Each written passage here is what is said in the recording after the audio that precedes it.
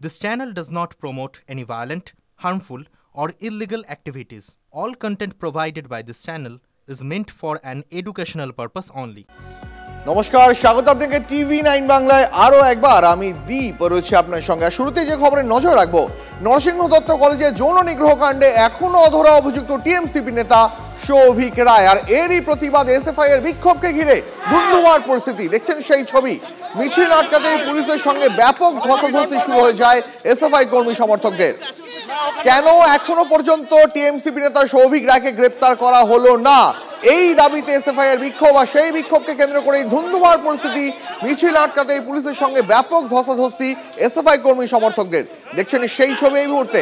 কলেজে যৌন নিগ্রহ এসএফআই এর প্রতিবাদে ধুন্ধুমার পরিস্থিতি তৈরি হয়।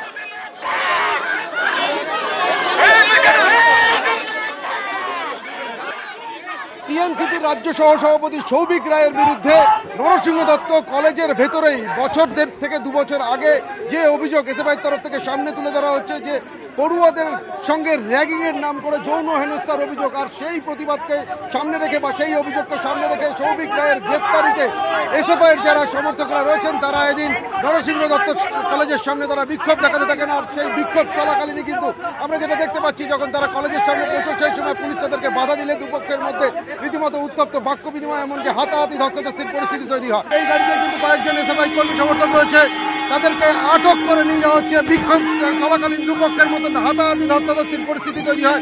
সেই পরিস্থিতি সামাল দিতে গিয়ে কিন্তু রীতিমতো ধুন্ধুমার পরিস্থিতি তৈরি হয়। টিএমসিপি রাজ্য সহ সভাপতি সৌভিক রায়ের বিরুদ্ধে যৌন হেনস্থার অভিযোগ কলেজের ভেতরেই পড়ুয়াদের সঙ্গে র্যাগিংয়ের নাম করে যৌন হেনস্থার অভিযোগকে কেন্দ্র করে তার গ্রেপ্তারির দাবিতে সরব হয়ে এসএফআই এর তরফ থেকে প্রতিবাদ মিছিল, আর সেই প্রতিবাদ মিছিল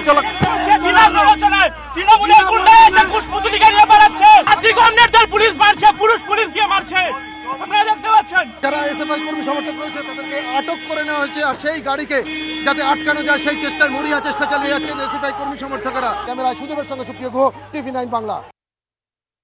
পুলিশ তৃণমূলের দালাল, তৃণমূলের গুন্ডা হয়ে কাজ করছে। এই রাজ্যের বুকে গুন্ডারাজ কায়েম করেছে তৃণমূলের সরকার, আর তৃণমূলের ভিডিও টিম হলো পুলিশ। তৃণমূলের দলদাস গুন্ডা যারা লুম্বেন বাহিনী, যারা এনডি কলেজের ভেতরে ছাত্রছাত্রীদের, সাধারণ ছাত্রছাত্রীদের নগ্ন করে তাদের ছবি ভিডিও ভাইরাল করে, সেই সব মনোজ মিত্রর মতো মডেলদের আজকে তৃণমূল কিভাবে সেভ করছে আমরা এনডি কলেজের বুকে দেখতে পাচ্ছি।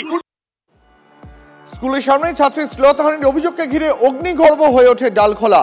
পঞ্চম শ্রেণীর ছাত্রীকে স্কুলেরই এক নিরাপত্তারক্ষী শ্লীলতাহানি করেছে। এই অভিযোগকে কেন্দ্র করে এখনো অভিযুক্তকে পুলিশ ধরতে পেরেছে কিনা জানার চেষ্টা করবো। আমাদের সঙ্গে আমাদের সহকর্মী রূপক রয়েছেন। রূপক, কি আপডেট পাওয়া যাচ্ছে?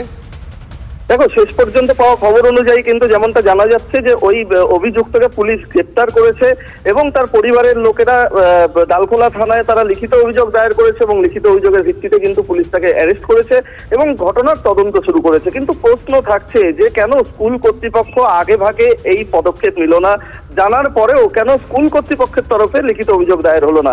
সবটা মিলিয়ে কিন্তু এখন কি ঘটনা ঘটেছে এবং পরবর্তীতে কি আসল রহস্য উঠে আসবে তা কিন্তু পুলিশের তদন্তের পরেই স্পষ্ট হবে।